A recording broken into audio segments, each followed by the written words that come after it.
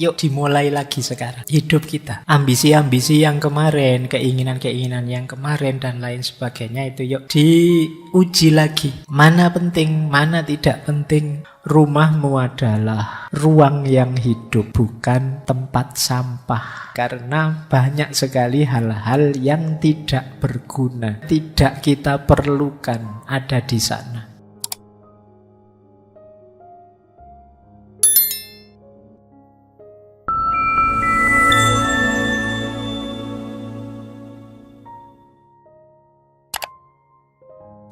Assalamualaikum warahmatullahi wabarakatuh. Bismillahirrahmanirrahim. Yang pertama, prinsip hidup minimalis itu singkirkan segala yang mempersulit hidup, yang nambah-nambah kerjaan, yang ngeribeti saja, ngerepoti saja padahal tidak penting. Ya singkirkan saja. Jangan membeli, jangan memasukkan dalam rumahmu segala yang mempersulit hidupmu. Yang kedua, ini seperti tadi ya, cintai kekosongan. Jadi suka dengan kelegaan, kelonggaran. Kenapa sih kamu kalau masuk masjid itu rasanya lega, longgar, nyaman? Karena luas, kosong, tidak ada apa-apa. Tapi begitu kamu pulang masuk ke rumahmu, sumpek lagi, barangmu penuh, tidak karu-karuan. Ada baju yang nyantel di sana, ada baju yang di atas kasur, ada baju yang di kamar mandi, ada baju saja bisa ada di seluruh penjuru kamar. Ya pantas kamu masuk kamar terus rasanya kok sumpek ya Pak saya kalau masuk kamar. Salahmu sendiri. Kamarmu terlalu banyak barang yang tidak penting. Mbok sudah mas yang itu dikasih temanmu atau disumbangkan kalau bakti sosial. Oh jangan Pak, ini ada sejarahnya Pak. Kamu kan sering begitu. Pak Dune kamu pelit. Oke ya, wong kadang-kadang sampah saja diambil pemulung kamu marah-marah. Jadi yuk latihan mencintai kekosongan. Selama ini kita selalu mengidentifikasi diri dengan kepemilikan. Aku merasa sesuatu kalau memiliki sesuatu. Sekarang boleh dibalik. Aku bahagia justru ketika tidak banyak beban, tidak banyak kepemilikan, tidak banyak keterikatan. Oke lanjut. Ada lagi prinsip ketiga, konsep Damsari. Jadi ini istilah dari Jepang ya. Penolakan, penghapusan, dan pemisahan. Penolakan itu tadi, kalau tidak penting jangan masuk. Penghapusan itu kalau sudah tidak berguna jangan eman-eman untuk dibuang. Pemisahan itu klasifikasilah barang-barangmu. Sehingga jelas ini barang apa, gunanya apa, untuk apa. Oh ini barang jarang dipakai, ini yang sering dipakai. Yang jarang dipakai taruh paling bawah, yang sering dipakai mungkin yang lebih atas. Ini namanya pemisahan. Barang-barangmu aturlah dengan kategori sesuai yang kamu inginkan.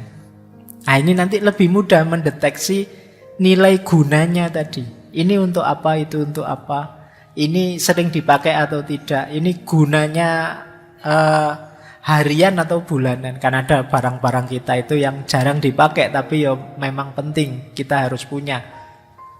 Misalnya alat pertukangan tertentu seperti obeng, palu, itu kan jarang dipakai tapi ya sewaktu-waktu kita butuh. Nah, itu mungkin ditaruh di bawah atau di mana. Sementara yang sering dipakai ditaruh di atas. Kita punya prinsip berdasarkan guna. Guna itu lebih mudah diakses kalau kita sudah terklaster. Itu namanya pemisahan. Penolakan, penghapusan, dan pemisahan. Terus prinsip keempat, konsumsilah hanya apa yang engkau butuhkan. Nanti ada dikotomi antara kebutuhan dan keinginan. Ada beda. Pak, saya ingin beli HP yang terbaru, itu keinginan. Beda dengan Pak, saya butuh HP yang terbaru. Kalau memang butuh, belilah. Kalau memang hanya ingin, coba dievaluasi lagi. Apa benar kamu membutuhkan itu? Terus yang kelima, seperti tadi ya, kepemilikan bukan segalanya. Jadi yang jadi kuncinya adalah kemanfaatan. Yang terakhir, waktu tidak bisa diulang. Ini prinsip ya. Maksudnya apa? Kerepotan kita, stres kita, terbuangnya waktu, tenaga, biaya kita untuk ngopeni barang kecil-kecil yang tidak penting tadi, ya tidak bisa diulang, sudah lewat. Kita menghabiskan hidup secara tidak efektif, tidak bahagia. Karena keinginan kita yang tidak terkendali. Apa saja mau dibeli, mumpung murah Pak, mumpung diskon Pak, mumpung beli satu dapat satu Pak, mumpung, kan kita selalu begitu. Akhirnya ya jadinya kita tidak efisien dalam hidup, waktu kita terbuang. Oke, lanjut. Nah, sekarang manfaatnya, ini belum masuk ke filosofinya ya, masih praktis-praktis. Manfaat hidup minimalis yang pertama, hemat waktu, tenaga, biaya. Ini jelas ya.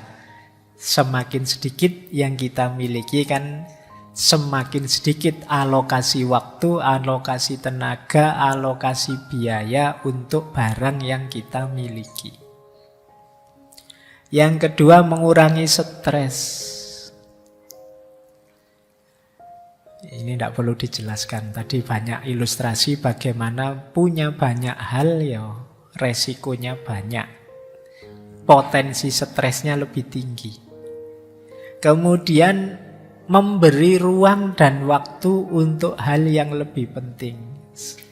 Kayak tadi misalnya kalian yang males ngurusi akuarium tapi punya akuarium, akhirnya kan waktu, tenaga, fokus ke situ. Akhirnya kepikiran. Jangan dikira cuma mikir menunda-nunda itu tidak stres, stres juga. Saya pingin sekali nyabuti rumput di depan kos-kosan, kok ya sudah kotor, tapi kapan ya? Tapi terus tidak gerak-gerak. Waktumu terbuang sia-sia. Yuk, efektifkan waktu. Jangan buang-buang waktu, tenaga, biaya untuk hal yang tidak penting.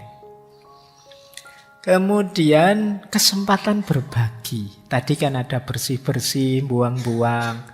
Ya yang masih bagus kan bisa kita pakai untuk berbagi.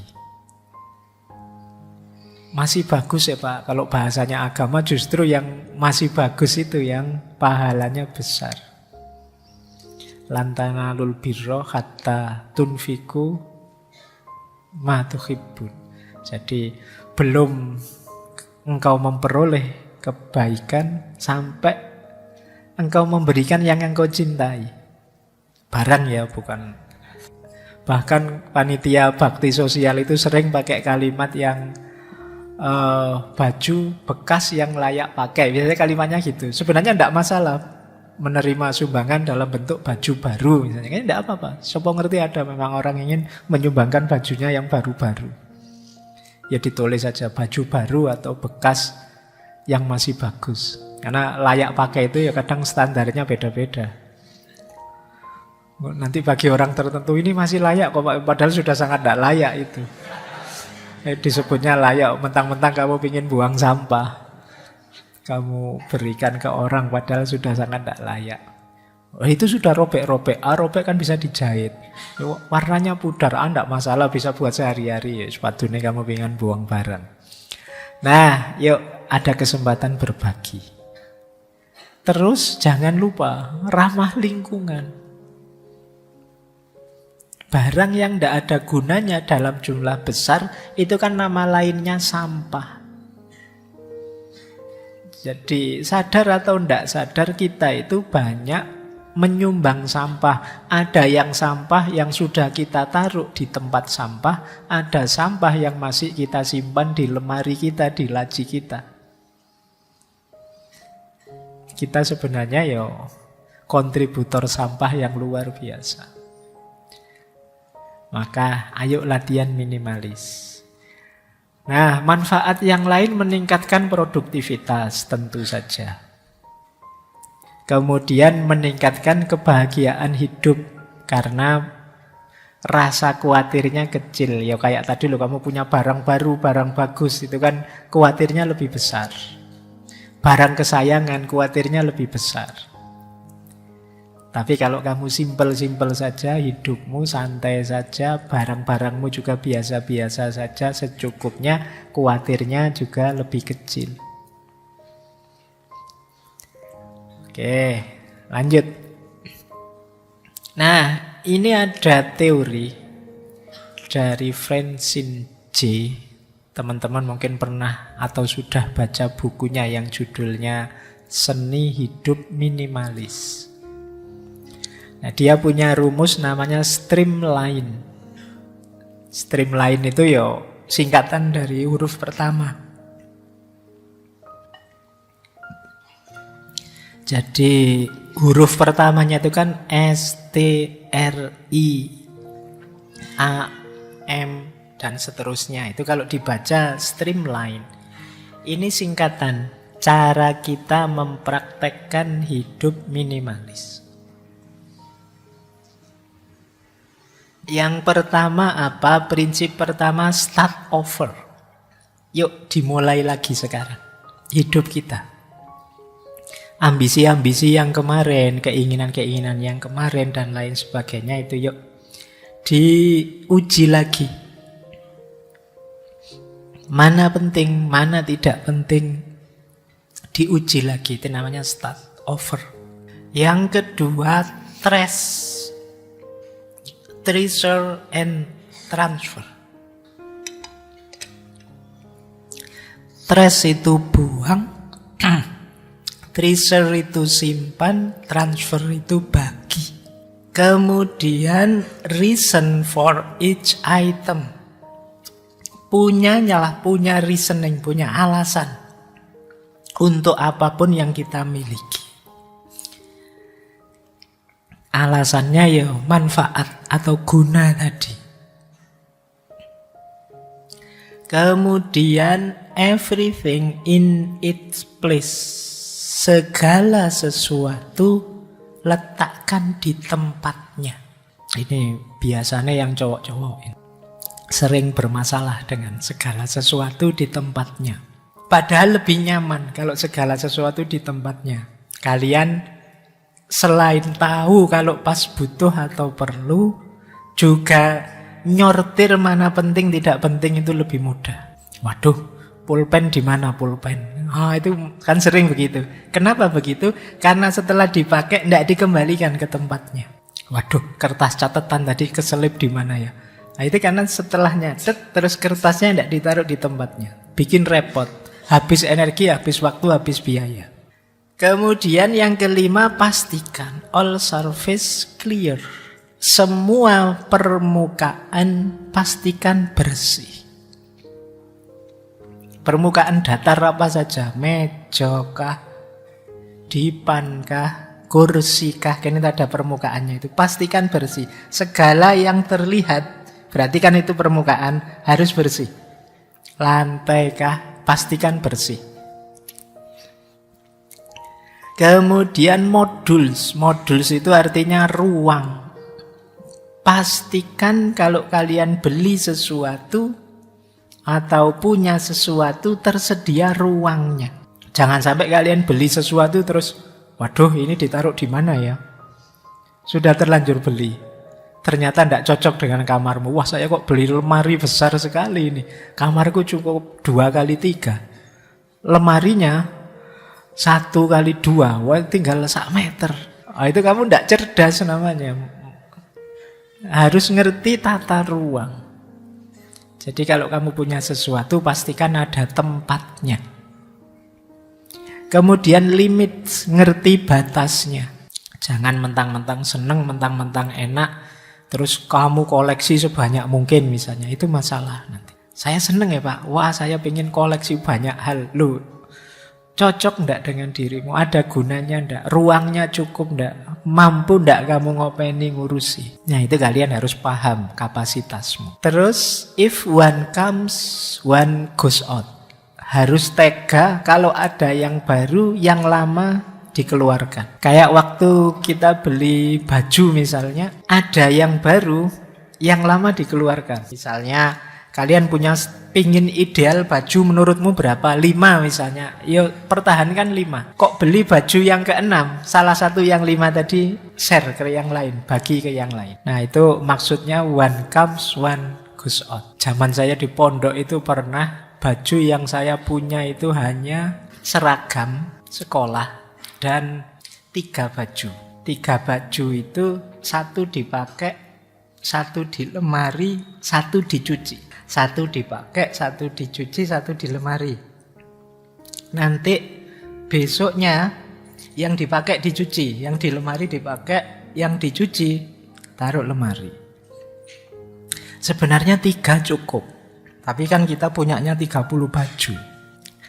Narrow down itu batasi, persempit sekecil mungkin.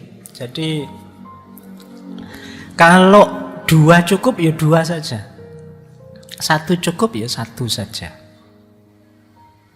Kemudian everyday maintenance. Everyday maintenance itu ya jangan males ngopeni. Punya motor, punya mobil, punya tadi peliharaan dan lain sebagainya, sering nambah masalah kalau kita males ngopeni. Jadi ini prinsipnya. Namanya streamline. Ini istilah-istilah ya, ini mengenalkan saja. Ini sering sekali dipakai oleh orang-orang minimalis. Saya cepat saja, ini mudah. Ada zero waste living. Jadi hidup yang tanpa sampah. Karena semua yang kita miliki berguna. Kemudian yang kedua, prinsip less is more. Less is more itu justru dengan punya sedikit kita bisa berbuat banyak. Justru dengan kepemilikan yang sedikit kita bisa memberi banyak. Karena sedikit yang harus diurusi, kalian bisa belajar lebih banyak. Kalian bisa menulis lebih banyak. Waktumu lebih longgar. Itu namanya less is more. Yang ketiga, distraksi. Distraksi itu ya hal-hal yang memalingkan kita dari yang penting-penting. Ya kayak tadi misalnya diskon, kemudian flash sale, kemudian dan lain sebagainya. Ini namanya distraksi, memalingkan kita dari yang penting. Kita jadi tidak jeli, kita jadi tergoda. Nah itu distraksi. Distraksi itu ya wujudnya bisa macam-macam. Bisa barang, bisa orang, bisa pikiran, bisa sistem dan lain sebagainya. Yang itu membuat kita menjauh dari yang penting-penting. Itu namanya distraksi. Saya mau belajar nih, tapi punya temen satu ini ngajak guyon terus. Ndak sinau-sinau aku. Nah, itu namanya distraksi. Jadi dia memalingkan kita dari hal yang penting. Aku pingin segera mencari bahan untuk makalahku, tapi kok game ini asik ya, aku malah kok keterusan main game terus, mau tak hentikan kok pahit, ndak enak ya, memang lagi rame-ramenya. Nah, ini namanya game tadi, jadi distraksi buatmu. Nah, jeli-jelilah membaca, oh ini distraksi, harus berani aku tinggalkan. Baik, terus clutter. Clutter itu situasi ketika kacau balau, itu namanya clutter. Ruwet, itu namanya clutter. Apapun itu, antara yang penting dan tidak penting kamu tidak jelas, itu berarti clutter. Antara yang berguna dan tidak berguna kamu tidak tahu, itu namanya clutter. Nanti ada decluttering. Kalau decluttering itu ya upaya mengatasi clutter tadi, menyortir, memilah, memilih, dan lain sebagainya. Jadi ini istilah-istilah yang sering muncul dalam wacana minimalisme. Zero waste living, less is more, distraksi, clutter, dan decluttering. Lanjut. Nah, inilah rumus ringkesnya bagaimana kita mengelola kepemilikan. Yang pertama, ayo dibagi barang yang kamu miliki itu paling tidak dalam 3 hal. Ada barang fungsional, ada barang dekoratif, ada barang emosional. Jadi barang fungsional itu ya memang penting, kamu perlu itu. Jadi awas keliru, kadang-kadang ada juga orang yang tidak paham barang fungsional mana, tidak fungsional mana. Atau nanti pulang dari sini, Pak saya pengen minimalis, terus barangnya dibuangi semua. Oh itu problem, itu malahan ya. Jadi ndak, ya fungsional lah yang kamu milih. Nanti sabun-sabun sikat itu dibuangi. Pak saya merasa pakai sabun, ndak pakai sabun ternyata ndak beda kok Pak, saya nggak sabunan saja misalnya, ya tambah kacau lagi. Ayo. Yang fungsional, yang penting-penting. Nanti ada jenis kedua, yang ini hanya dekoratif saja. Dekoratif itu kamu ndak punya juga ndak apa-apa kok. Kadang-kadang punya malah merepotkan. Ini dekoratif namanya. Ada juga jenis ketiga. Kalau jenis ketiga emosional. Emosional ini sebenarnya dekoratif, tapi ada rasamu pada barang itu yang kadang berpengaruh eksistensial, berpengaruh pada fungsinya. Misalnya begini loh, kamu misalnya ada ndak di sini yang sangat dekat misalnya dengan bantalnya atau dengan selimutnya atau dengan bonekanya. Kalau tidur ndak pakai itu ndak bisa tidur. Loh, tidur kan penting. Ya daripada ndak bisa tidur ya ndak apa-apa wes, kamu bonekamu yang sudah bertahun-tahun ndak dicuci itu kamu pakai terus. Kenapa? Dia bernilai emosional. Jadi kalau bisa ya disingkirkan biar ndak merepotkan. Tapi kalau itu memang urgent untuk hal-hal yang fungsional ndak akan jalan tanpa itu, ya kamu pertahankan. Tapi kalau dipisah ndak masalah, ya dipisah saja. Nanti kamu sendiri yang ngerti. Misalnya, Pak, ini pemberian mantan yang dulu ini Pak, misalnya. Mau saya buang gimana, mau tidak saya buang gimana, misalnya. Loh, seandainya dibuang dan hidupmu baik-baik saja, ndak apa-apa, ya ndak masalah, kamu buang saja. Nanti kalau saya kangen gimana Pak? Alah yo, kamu buang yo kangen, ndak kamu buang yo kangen, sama aja. Daripada repot. Justru ketika kamu pegang nanti malah sering kangen, kamu lihat kenangannya dia.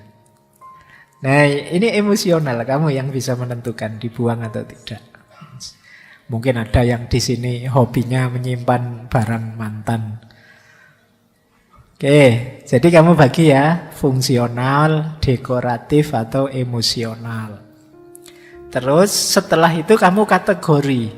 Ini harus dibuang, ini disimpan saja, ini disedekahkan, dibagikan pada orang yang mungkin membutuhkan. Nah, jadi nanti pulang dari sini kamu kasih label ya barangmu. Kamu nanti, oh ini fungsional, ini dekoratif, ini emosional. Ah ini harus saya simpan. Ini saya buang saja, tidak ada gunanya sama sekali. Dikasih orang ya tidak mungkin, wong itu pemberian pacar yang bentuknya surat-surat apa-apa, dikasih orang, buat apa orang suratnya mantan? Ya dibuang saja. Nah, terus ada yang memang diberikan ke orang, kayak tadi misalnya baju layak pakai dan lain sebagainya. Terus menyikapinya. Ada buang, simpan, berikan. Menyikapinya juga 3, tapi 3R. Yang pertama reduce, yang kedua reuse, yang ketiga recycle. Jadi untuk mewujudkan hidup minimalis, sikap minimalis itu 3, reduce. Reduce itu mengurangi dengan cara menyingkirkan sebanyak mungkin yang tidak penting. Yang kedua reuse. Reuse itu ya menggunakan kembali barang lama, tidak harus beli yang baru. Wong barang lama masih bagus untuk dipakai. Yang ketiga recycle. Recycle itu ya diputar lagi, diolah lagi. Ini Pak semula baju atau sarung saya. Sebenarnya ya sudah tidak layak pakai sebagai sarung, tapi masih layak pakai kalau saya buat jadi bungkusnya bantal misalnya, sarungnya bantal dari sarung. Nah, itu boleh, namanya recycle. Jadi tidak nambah sampah. Jadi kalau kalian ingin ada sesuatu yang mau kamu buang, coba dipertimbangkan ini bisa di-recycle enggak? Bisa diolah lagi dalam bentuk yang berbeda. Kalau dipakai ulang dalam bentuk yang sama namanya reuse, dipakai ulang. Oke, prinsipnya sama, yaitu kegunaan, bukan emosi, rasa, atau sekedar kewajiban. Saya wajib memiliki barang ini, itu yang mewajibkan ya sopo. Tidak ada. Kadang-kadang kan kita mewajibkan sesuatu yang sebenarnya itu tidak wajib. Saya harus punya Pak ini sekarang. Loh, yang mengharuskan itu siapa? Apa pentingnya, sejauh mana urgensinya, itu harus kamu tanyakan juga. Jadi ini praktek pengelolaan kepemilikan. Baik, ini ada quote menurut saya menarik dari Francine J. dan Joshua Becker tadi ya. Your home is a living space, not storage space. Rumahmu adalah ruang yang hidup, bukan tempat sampah. Kenapa rumah kita dinamai tempat sampah?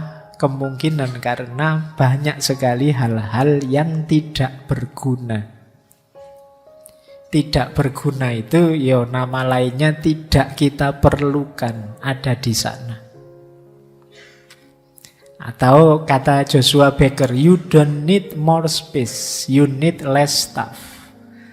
Engkau bukannya butuh ruang yang lebih, tapi yang engkau butuhkan adalah barang-barang yang lebih sedikit.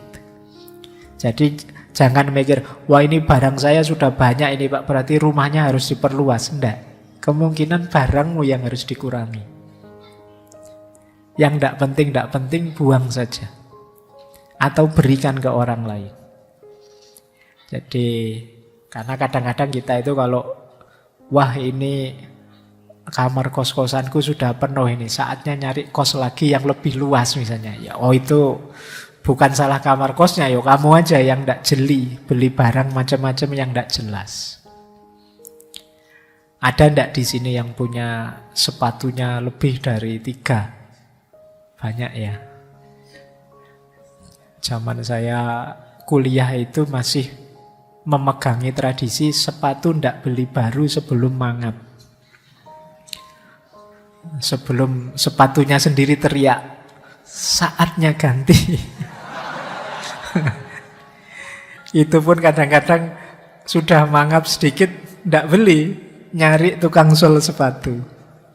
Jadi zaman dulu masih begitu. Sekarang tukang sol sepatu itu sepi. Jarang orang mau sepatunya sampai mangap terus dijahit. Yo selalu ingin beli yang baru. Jadi memang budaya kita hari ini banyak budaya sampah. Kadang-kadang ya kayak tadi terpesona oleh iklan-iklan di medsos, iklan-iklan di marketplace itu terus beli lagi, sudah punya beli lagi. Loh, kemarin kan sudah beli itu. Ya, sekarang lagi promo Pak, eman-eman kalau enggak beli. Padahal sudah punya.